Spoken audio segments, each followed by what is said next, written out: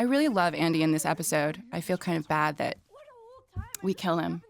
We really do kill everybody in this episode. Yeah, I hope people will watch this episode because you just ruined it for them. I don't think anybody would watch this. Please don't watch this for the first time with a commentary on. That's just wrong. Yeah. Here, see that right there? It's the supernatural troubled profile. Count how many times a scene ends with one of our boys giving a troubled profile to camera.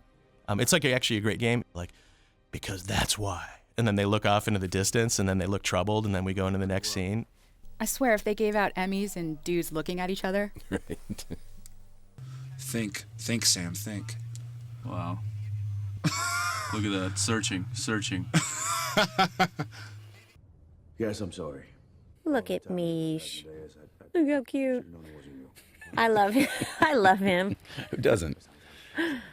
This is true. This is some nice lighting you guys found yourselves in. Good old Serge. Serge Ladouceur. He is, You sure about that? You look about 12 right there. Right now, all that matters. This was 12 years ago. So. Was this a flashback? I would have been, yeah. Okay, we haven't been paying attention. No. Let me get this Oh, straight. shh, be quiet. Creepy good. You were kidnapped. Let's hear what this guy has to say. Locked up Why start now? Because I just talked to you on the phone. Since I love it when Jensen does that. Yeah. That's so not in the script. That's all Jensen. Totally.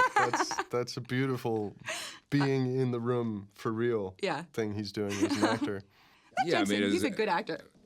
Yeah, he still can't play short though, Jack. He's awful at it. Oh, he looks like a question mark. I go, like, you can't commit to that. You're all curled up like a ball. That's true, Bob. I feel you found a real limitation in Jared as an actor. Yeah, I mean, I don't want to blow too much smoke up his ass here because he hasn't played short yet. Yeah. That's true. All true. That's true. All. So, And neither of them are particularly good at playing ugly. yeah. They can play sort of dirty, but the dirt looks better when it's on them. I mean, someone has to say this, and Bob isn't going to say it, and Eric's not going to say it. We have the most beautiful actors on television. It's shocking to me that they're not on every single billboard in the entire world. And I mean, I don't mean to objectify them. They're really good actors, too. But every time Bob goes into close-up on Sam, I'm like, oh, my God, look at those cheekbones. I have to admit, Jerry, I never thought that. Not me. I could drink him like a glass of water. Aren't you sweet, sir? Call me Dean. How can I help you today, Dean? Well, I don't actually have an account at this bank, but I was wondering if there was any way I could get change for that. I think I can make an exception just for you. Thanks. I wish I was that charming. I do too, actually. Made my life a lot easier. And also, it's a really good character because, I mean, I didn't want to go in and play like the love interest, your love interest of the week, or. Well, you do that every day. So. Right. Yeah. So. It's boring. I know. Dean is a little bit sexier than you, though, so there would have been. Oh, wow. Wow. Good to know. Is that why you want me to talk in a low voice every now and again? Exactly. Okay. We actually have one of the few shows where, like, our guys actually probably could kick some monster butt. Yeah. They're big dudes. They are. This isn't some, They're scary. They're dangerous. Yes. They're a threat. They're a menace. Yes. Especially this one. Idea. You want to trade? I mean, I'll take Chuckles over Schizo. No, I like this one's hair better. You can stay in the big one. All right. Yeah, you told me it was Poltergeist. Poltergeist? Man, I love that movie. Hey, nobody's talking to you. Keep talking. Poltergeist, man, I love that movie. Totally added in post. Totally added afterwards. No one said anything when we were walking down that hallway. What are you saying there? Remember, I had to say all those. Like incantations or? Yes, but it's an actual angel language. You know it. Oh, yeah. I can't speak it here because I don't want anything to happen to you. It was hard to get that smoke to go the way that we wanted it. I remember they had, 30 fans? 35 fans? It's a lot of fans. Oh, black eyes. That's not normal. And people would come up to me when we were shooting it, like, I can't believe how nice the weather is. Who did you make a deal with? Because of, my interest in this show, that I've got some sort of satanic alliance. And maybe I do. That's real fire too, man. This is the actors in real fire. And, Yeah, we actually killed Adrian for this role. No, it was hot out there, man. Well, she sacrificed for her art, and we, yes, of she course, did. we're just kidding. Can I just say, in the script, that watch that Ash takes a look at is supposed to be a calculator watch. You didn't like that? Too cheesy? Talk to the director, man. What's the problem? Calculator watch. Isn't that awesome? We had to go for something that was distinctive, and that was the most distinctive one they brought me. All right. And the reason, and really, I mean, the reason we did the watch, of course, was so you would know it was a corpse later. Correct, right. Because for, weeks and weeks as we were writing this episode, we're like, corpse with a mullet. And that's how you would know it was Ash. And then when push came to shove, we're like, we can't have like this charred corpse with a mullet. Like, that's where the watch came from. The thing is when you actually shoot an insert like that on the watch, you feel like such an idiot because it has no meaning for the scene in the moment. The time doesn't mean anything. And you're just going, God, this is so cheesy, but it pays off later. I sure hope Dean gets here soon. What time? It's 3:54. Yeah, it's funny. Croatoan was one of those hanging threads from a lovely episode that Bob directed in season 2.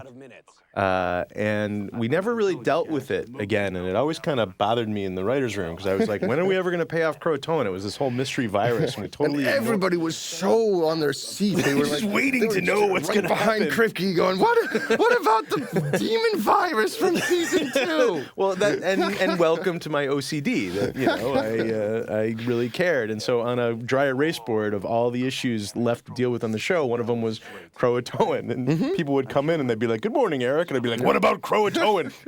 And then finally we came up with this idea to have it be this, like, basically 28 days later virus. And have it blow out, which is fun. Yeah, and it was nice to be able to pay it off all those years later. So yeah, I think it fits. Yeah. But in this speech and just overall, and we can really speak to, like, one pattern that just so irritates the writers of Supernatural this season. And have you detected us? You fight your way to the monster for the climax. And what do you have in the climax? A really long conversation. Talkative monster number 6. Yeah, and that if you look, like, you meet up with War, you have a conversation. You meet up with Lucifer, you have a conversation. You meet up with Gabriel, you have a conversation. Yes. And quite frankly, we've been trying, now that we finally noticed it midway through, because this is the middle of the season that we're recording this, that we've been trying to deviate from the septum for as far away from it as possible. But a lot of it's just getting the show mythology out, because if you listen, they're not even having a conversation that has anything to do with the plot whatsoever. It's like, you fight your way to Lucifer. It's like, let me tell you the story of how I fell. Yes, but I didn't ask any questions about that. I wasn't actually all that curious. I'm much more concerned about my own body lying dead on the ground. Yes, but let's talk to you about something that happened when you were just digging grubs out of the ground with sticks. Very concerned that you could... My father. Yes, I tried to tell my father that humans were bad. Like, who asked you to monologue? Dude, I know what the devil's problem is. It's called no shut-uppist. My favorite to them, yeah. My favorite is when they leave the climax of a show with, like, dead bodies everywhere. Yes. Like, in a suburban home, there's like 4 slaughtered bodies. Then you cut to Sam and Dean in their motel room. You were mean to me back then. Yeah. And then, well, let's get into the car and drive away. And it's like, what's going on at that crime scene? No, fifth act should always be them with gloves on and big tarps and just like washing and scrubbing. You were mean to me. I know. I'm sorry about that. Oh, I found some dander and hair over here. We better... As he's like, now hand me that lie. I won't, damn you. Why, something wrong? And then let's get these bodies to that pig farm we passed on the way over. Yeah, there isn't nearly enough discussion about the disposal business of Supernatural. And the little thing about this that has ripple effects throughout is that, does she not do this, Sam and Dean doesn't probably exist, Right. This one move allows technically our story as we know it today to exist, basically making me a god. Interesting how you did that. That's clever. Hey, I want to do a flashback episode so I can script something that makes it so that I created the entire universe. Exactly. Eric who? We all stand on your shoulders, Mr. Kripke.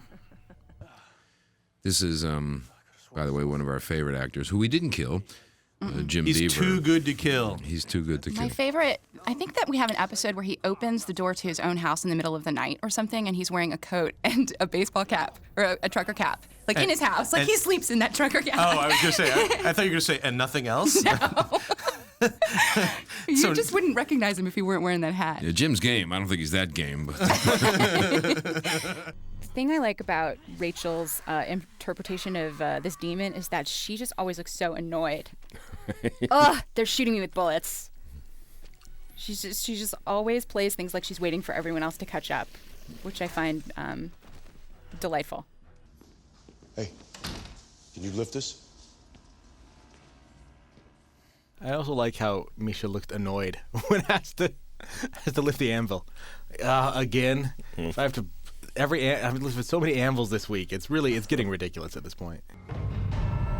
I have the weapons now. And is that the only other time that he's shown his wings? Did he show his wings before? when we first met him, he showed his wings. Right, His- that was his the initial entrance Yeah. into the show. Yeah, he's not proud of his wings somehow. None of them really worry too much about their way. They don't. He doesn't usually do that, but he's finally evened up with Raphael for the moment, so it's a good moment to show your junk. Yeah. It's the angel version of showing your junk. Look at my big wings. But he did do exactly what you said he would. He saved you. Of course he saved me. We're besties. And now he's ready. It was BFFs, but Mark called me and said I want to say besties. Yep, I remember Mark. Mark felt strongly about that point. Crowley wouldn't say BFF, he'd say besties. I just think whatever's gonna happen is gonna happen. It's out of my control. It's just. Did you see that skepticism in my eyes? I saw it. I didn't know if it was the scar itching or whether it was skepticism, but could have been a little allergies we'll too. go with the latter. Oh, look at that little knowing smirk. Yeah.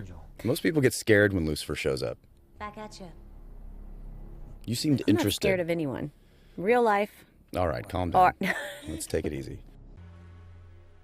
I love this is, by the way, like, this is one of those, like, they walk away.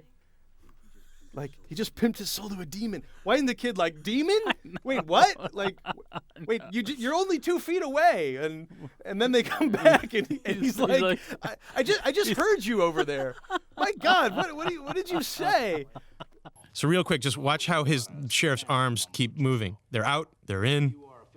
Well, we made it very dark on the side. You can't tell that part. Well, we were telling a story about Exactly. confusion. And if there's any question of what this fellow's name is, this will be answered multiple times shortly into the show. Oh, you mean, hey, Patrick! Patrick! Patrick! Your name is Patrick. What is, Ooh, he and what is this disappeared. character's name again? Oh, it's Patrick! Patrick, okay. Patrick.